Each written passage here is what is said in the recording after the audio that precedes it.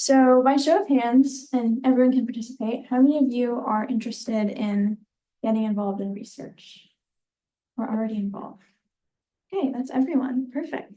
So as some of you probably already know, one of the most important things about research is your ability to communicate it and share your work and your findings with the larger scientific community.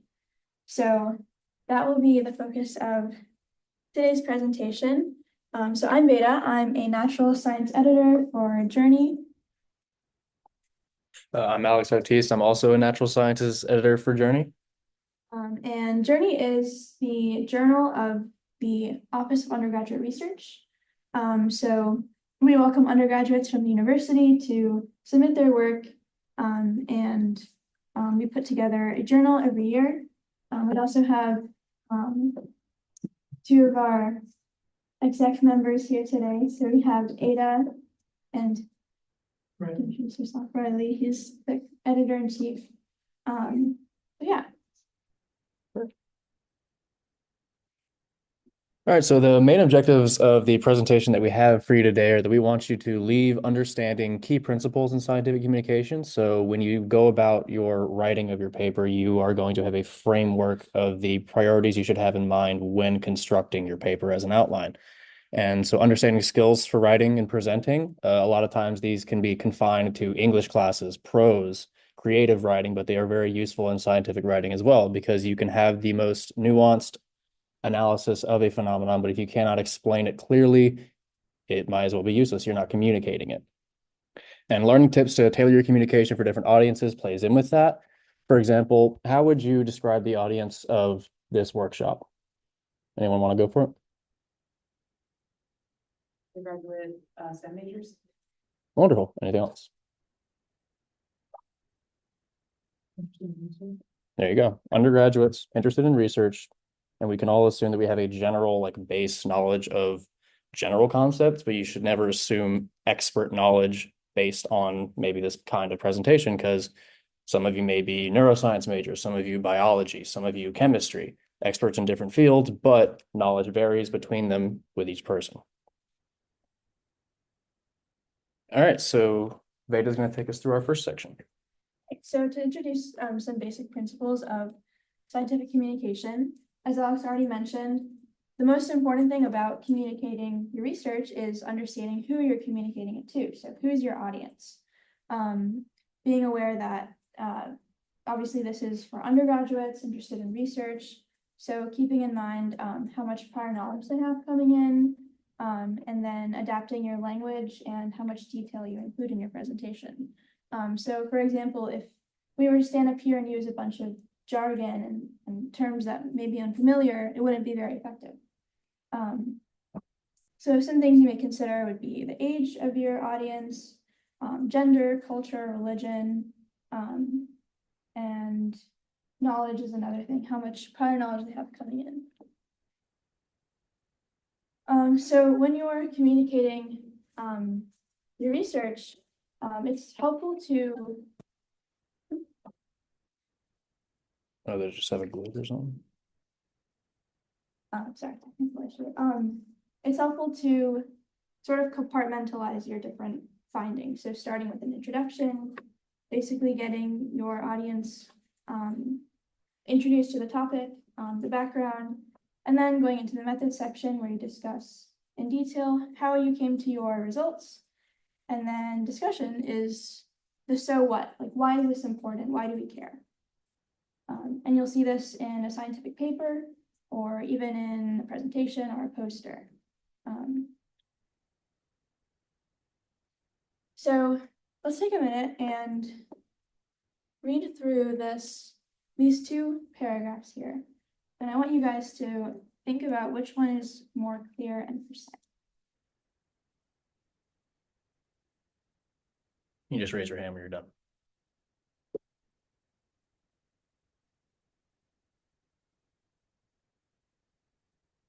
All right, let's go first with you. What do you think? I would say the second one is definitely more precise, although it's a little bit, it's longer, it's a little bit more wordy. All right, so what gave that away for you? Yeah, there's vague language in the first one, like saying that the RNA somehow finds the right spot on the DNA to cut, and not really explaining much else about how it's fixed. All right, wonderful. What's your name? Naomi, thank you.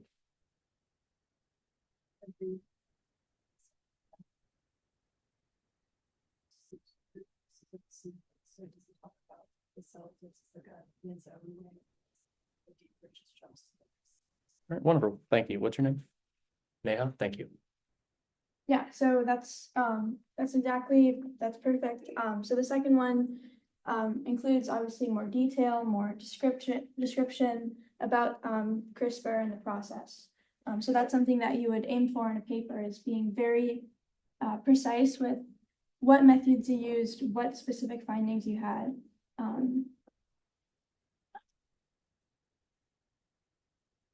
All right, and so next I'm going to take you over some writing strategies and things you should be paying attention to when actually writing your paper. So first things foremost, key sections for communication. These are going to be the foundation of how you deliver your ideas and your analysis in your paper.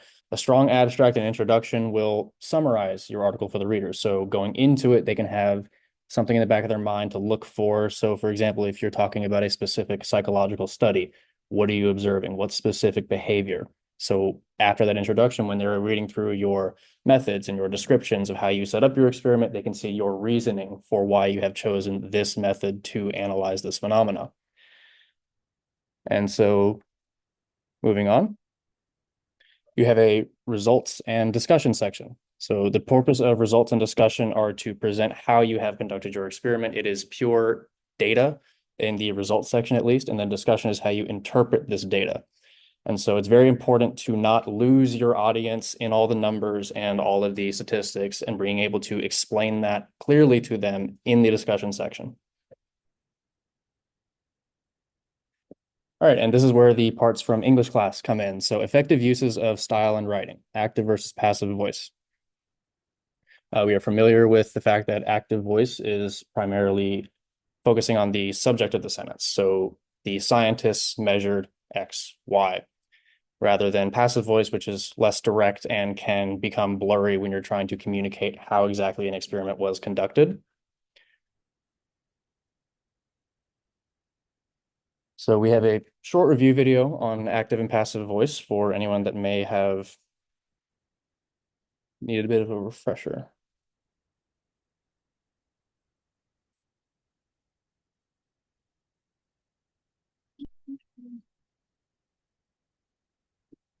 Hi, this is Karen McKee, author and retired scientist. Today I'm going to talk about active versus passive voice in scientific writing. Let me start with what is meant by active voice. Some people misunderstand and think that active voice only involves a first-person pronoun. A famous example is the first sentence of Watson and Crick's 1953 paper. We wish to suggest a structure for the salt of deoxyribose nucleic acid, DNA. This sentence uses active voice, but not because of the first person pronoun, we. It's active because the subject of the sentence is doing the action. This sentence is also written in active voice. Squirrels ate the acorns. A sentence written in passive voice, on the other hand, has the subject acted upon by the verb. The acorns were eaten by squirrels. Here's another example. Salinity-reduced plant growth is active. Plant growth was reduced by salinity is passive. If you're still confused, there is a handy tip that copy editors use. If you can append the phrase by zombies to the end of a sentence and it still makes sense, it's passive. For example, the soil samples were collected by zombies. This sentence makes grammatical sense, which means it is passive. Sometimes a passive sentence will omit the actor entirely in an attempt to highlight a problem without assigning blame. The laboratory door was left open, samples were lost, mistakes were made. In scientific writing, the passive voice is used because it supposedly sounds more scholarly and imparts a tone of detachment and humility. But use of the passive voice in scientific writing is a big part of why technical writing can sound stilted and robotic. The active voice makes sentences come alive and also tends to require fewer words. For example, consider this. The leaves were subjected to isotopic analysis to assess plant nutrient sources versus isotopic analysis of leaves revealed plant nutrient sources. The active construction in the latter sentence is more dynamic and requires fewer words. However, there are instances in which the passive voice is the proper choice. For example, use passive voice when it makes sense to emphasize the receiver of the action. Readers expect a unit of discourse, such as a sentence, to be a story about whoever or whatever is mentioned first, that is, in the topic position. The example I gave earlier was squirrels ate the acorns, which is active construction, versus acorns are eaten by squirrels, which is passive. The active version suggests the focus is on squirrels, whereas the passive version indicates the focus is on oak trees or seed dispersal. If your topic is oak trees and acorns, you want to use the passive voice version because this tells the reader that you are going to be talking mainly about acorns, not squirrels. You might also use passive voice for variety or when the flow of the paragraph would be improved. For example, one aspect of plant flood tolerance can be understood through an examination of root airspace tissue. Passive voice is also often used in the methods or experimental section of a paper. As such, passive construction is not only appropriate, but often preferred in describing the methods. Passive voice can also be used effectively in an abstract in combination with active constructions. Here, for example, is an excerpt from an abstract.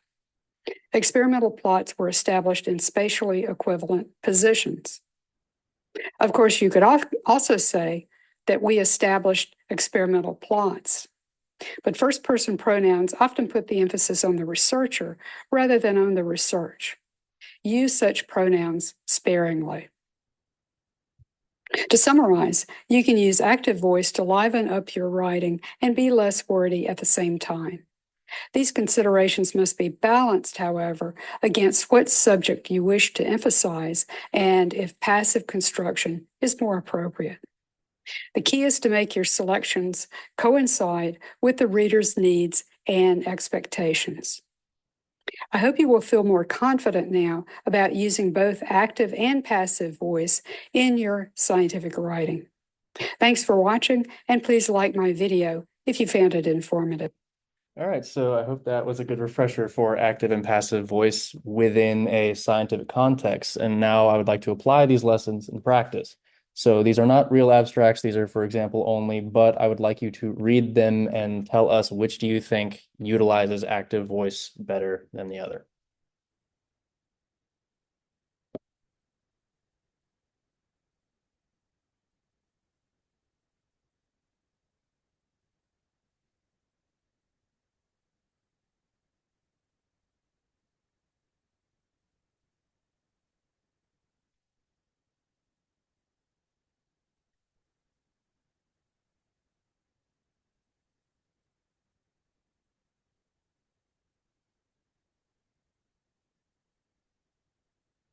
Everyone good?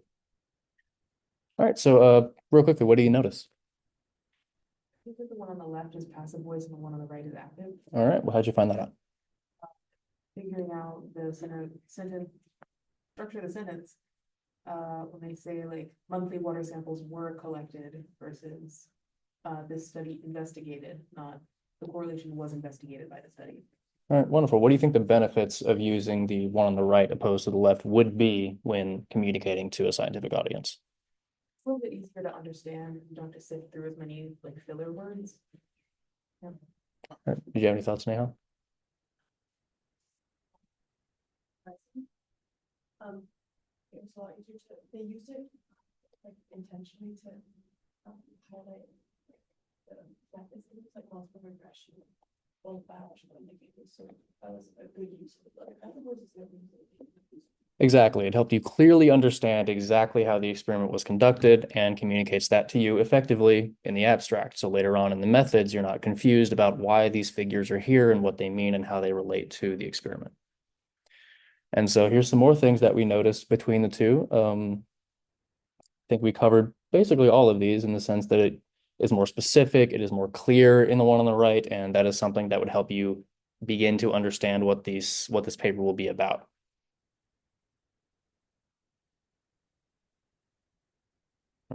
So next we're going to go on to visual and oral communication. Now I got to ask a question. Does this look familiar? You ever had a slide like this? It's impossible to read.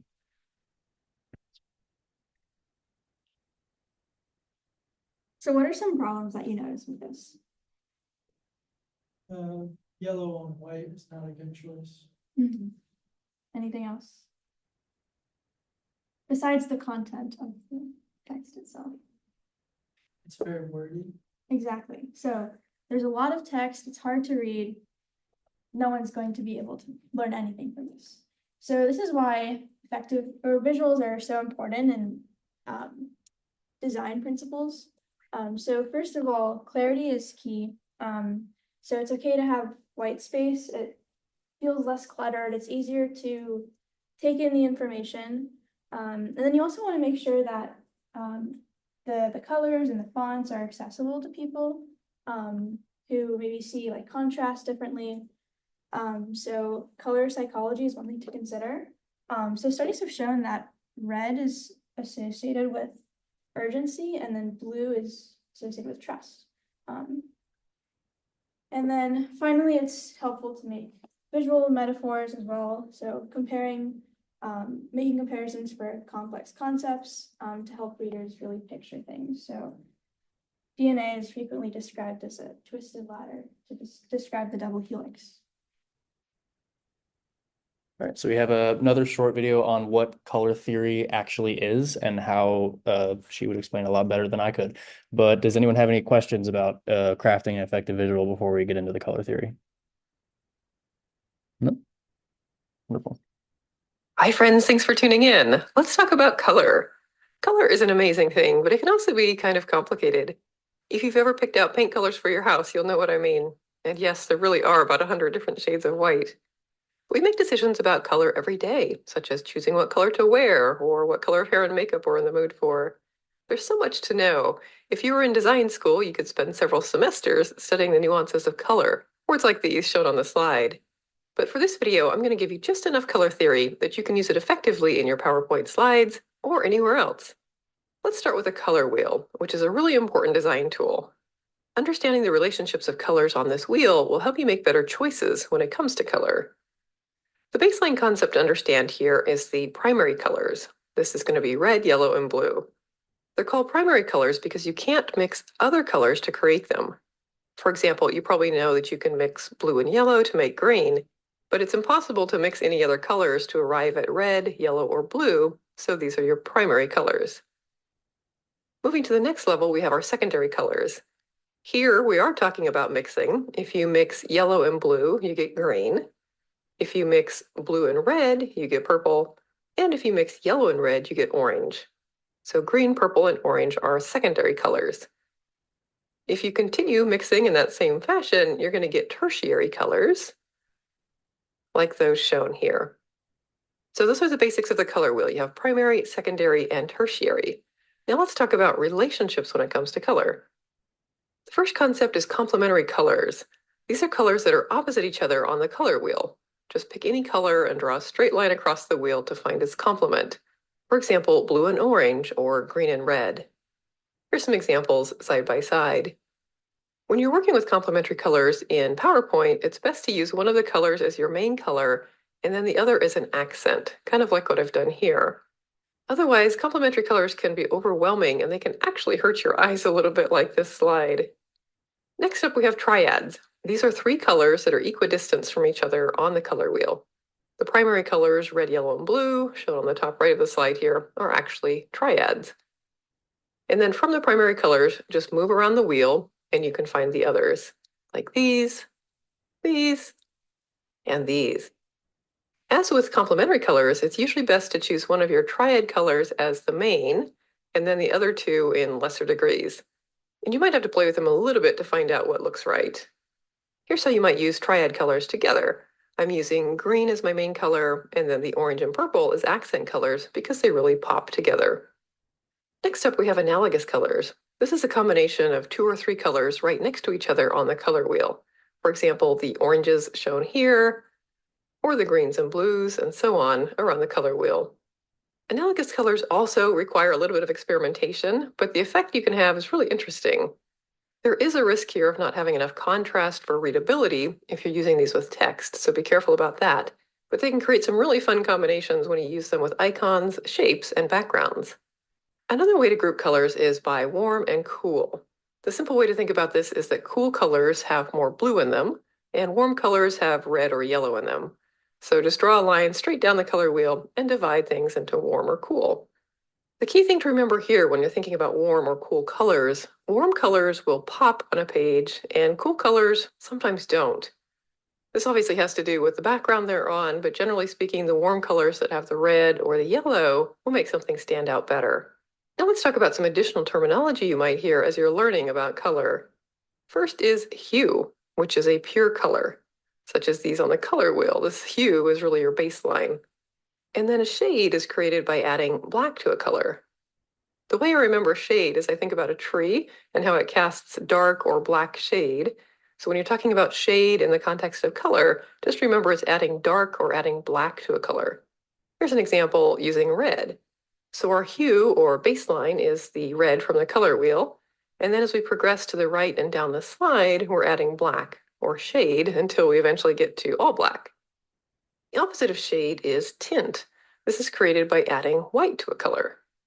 Here's another example. We're starting with the baseline hue of red, and then we add a little bit of white all the way until we get full white. In PowerPoint, you've surely seen a palette that looks like this, though maybe with different colors. Thinking about the concepts of hues, shades, and tints, you can see that the pure colors or hues are on the top, and you can actually insert those into the middle of the shades and tints below and see that full progression from dark to light. Tints and shades are also how you get the monochromatic look. Monochromatic just means that you have a single hue, and then you use tints or shades of it. Like here, again, our hue was red, and then black or white was added to get these other colors. Monochromatic can be really unified and kind of modern looking when you do it correctly. So keep that one in your tool belt. But with all the different hues and tints and shades and relationships, what does it all mean? Let's talk a little bit about when to use what, color and mood. For example, red. Red can be strongly positive or strongly negative for people. On the positive side, it means action and energy and strength and excitement. But when you overdo it, it can cause anger, irritation, and fear. From a design perspective, red should be used sparingly.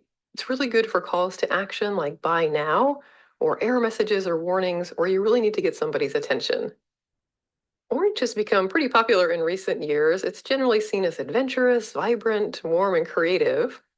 However, some people can interpret it as superficial, cheap, or overbearing. For design, this is really good for slides related to adventure, fun, travel, or restaurants. Yellow is the quintessential happy color, like the sun. It's fun, playful, and original. But it can be seen as critical, like a warning sign, or egotistical or non-emotional. In design, I would say to limit your use of yellow unless you're creating slides for children's products, fun and leisure, or sparingly as an accent color. Green is having a moment for many reasons related to nature and the environment. It's also the color of money in the US, so it has ties to wealth and prestige. Of course, the flip side can be that it's too materialistic, greedy, or inconsiderate. From a design perspective, green can be good for promoting environmentally friendly products to suggest that something's new and fresh, or for financial presentations. The final color I'll cover is blue. Blue is often thought to be the safest color to use in business because it portrays confidence, trust, authority, and peace. But it also has a few possible negatives, those being rigidity, predictability, and unforgiving nature and self-righteousness. It's good to use where you want to show trust and honesty. It's frequently used for high-tech companies, in addition to gray.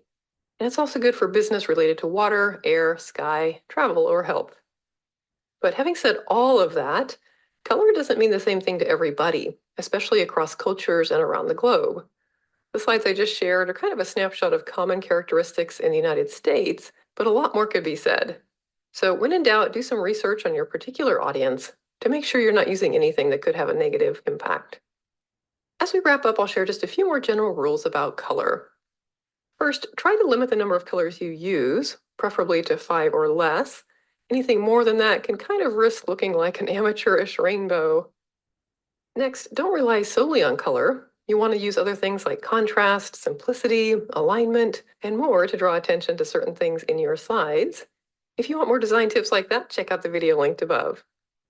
And then lastly, remember that some people are colorblind. Most commonly, this means they have a hard time seeing red, green, or blue, or a mix of those colors.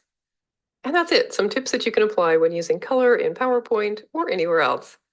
If you like this kind of content, check out the other videos in my PowerPoint playlist. Okay, so one form of scientific communication is an oral presentation like we're giving right now. So the key point is to obviously solidify a central message. So if you have, some concept you're trying to get across, repeating it is more likely to stick with your audience. And then also make sure that you're engaging the audience throughout the presentation. So starting off with a hook to get them interested in the topic, and then keeping their interest throughout. And then the method section is also important because it requires strategy and then explaining the topic to create credibility for yourself. And still ensure that that you feel approachable to the audience. All right, and so in preparation for your presentation, you want to make sure that you are preparing to communicate effectively. So practice makes confidence. I'm sure we've all heard practice makes perfect, but I would say that chasing perfection will only lead you to anxiety and a perfectionist attitude, which can harm your overall preparation. So entering a presentation confident in your entering a presentation confident in your preparation will allow you to be more effective in your communication and communicate your ideas clearer. If you are nervous, if you are jumpy, it can be hard to find the words that you do already know, but that can suffer in your communication if you are not able to transfer them from your brain to the ears of your audience. And minimizing the obvious. So redundancy kills interest. I'm sure we've all looked at something or done assignments that are repetitive and boring, and the last thing we want to do is sitting here and keep doing this. That's a thing with everybody. And so if it is important to reemphasize it, to remind people the general overall message, like at the end of a paragraph, closing it with a sentence to kind of summarize what was said, that's important. But repeating these same ideas in the same sentences over and over again is only going to bore your audience faster. And following up with that, minimizing the obvious, you want to have ending with key takeaways. So at the end, refreshing your article, for example, in the discussion section with a general summary of what your experiment did, what the original phenomenon was, why you needed to analyze this, and how it was conducted, and your future research ideas going forward. So at the end of a paper, a lot of times they will talk about, given the results of this experiment, we believe that the next logical step in research is to go into this area, usually one of 3 things. For example, a PhD dissertation, at least here in the UNC Psych department, will have you design a thesis, and then it needs to branch off into 3 different sections for your doctoral defense. And so that is the key part of having key takeaways and finding the next steps in your research. So some key takeaways for our presentation. So we started off talking about clarity and precision when you're communicating to your audience. Also keeping your audience in mind, who are you talking to? What kind of background do they have in this topic? And then when you're writing a paper, making sure you're sort of formatting it in a way that flows well. So starting off with an introduction, grabbing your reader's attention, and then moving on to your methods, being very clear what exactly you did, how you arrived at your results, and then why it's important in your discussion. And then also thinking about whether you want to use active voice or passive voice. Active voice obviously focuses on the subject, but passive voice can focus more on what the subject did rather than who did it. So that's why it's primarily used in the method section. And then finally, when you're designing visuals, keeping in mind like design principles. So making sure it's digestible, it's engaging, it's accessible to different people. And then in an oral presentation, ensuring that you're effectively communicating to the audience. Cool. So any questions?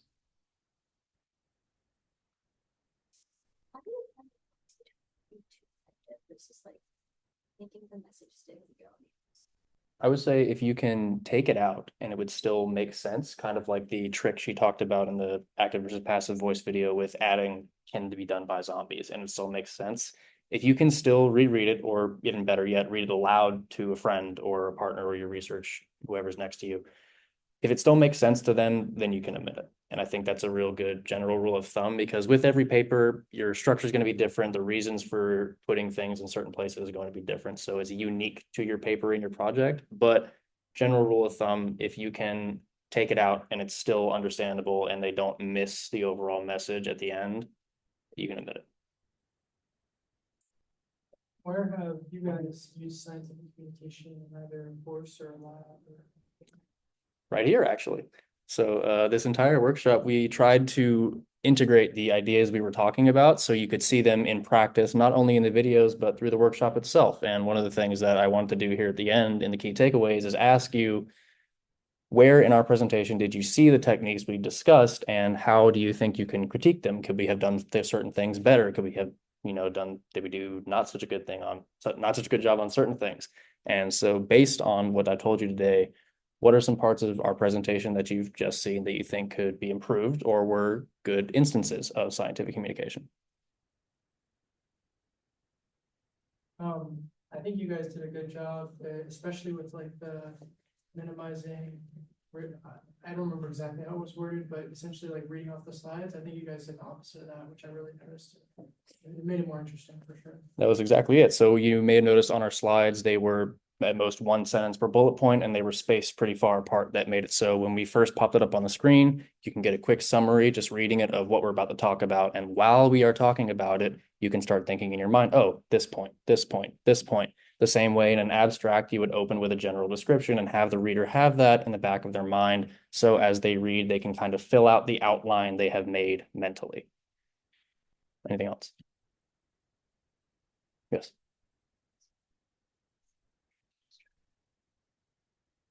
Yeah, great. So with the yellow background, I know that yellow is something she may have said in the video that you don't usually want to use, but I think for here it made sense. It was plain, it was formal, and I think choosing simply just yellow and black made it simple and it made it easy to read. So we were making it so if there was a larger room, people in the back could read it easy, or people in the front would not be, overwhelmed by all the color in their face.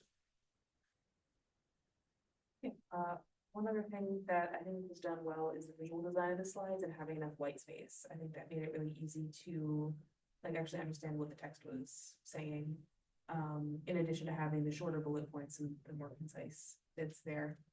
Although I have to say, the videos could maybe be trimmed down a little bit because I started getting a little bit distracted. Like a couple minutes into the videos, like, okay, I understand these concepts, but I wish they were explained more concisely. That's precisely, and that's a really good criticism. So that was one of the things we were thinking about during these videos. We chose the videos we did personally because I think they delivered a better explanation than we could in our slides, and it is simple and digestible. But it is definitely true that if you have too much of this, it can be boring, which is like the repetitiveness. You already get it, I understand, which is calling back to one of the slides we had talking about like the 3 most points you're most likely to lose someone. For you, that would be the method section because you already understand this. And so that makes sense.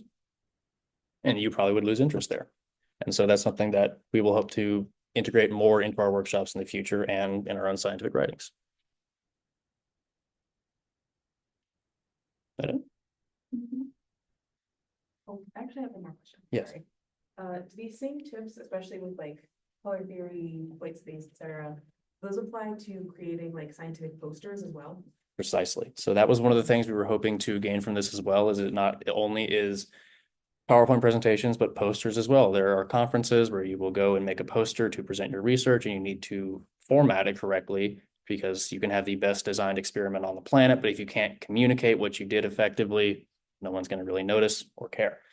And so that was a big part of it as well, was not just, you know, the black and white journal papers, which can have images, which are important with color and organizing your figures and your white space, but it is all aspects of research we were hoping to touch on today, from papers, posters, presentations, and even oral delivery when you're simply discussing something with a research advisor, for example. Anything else?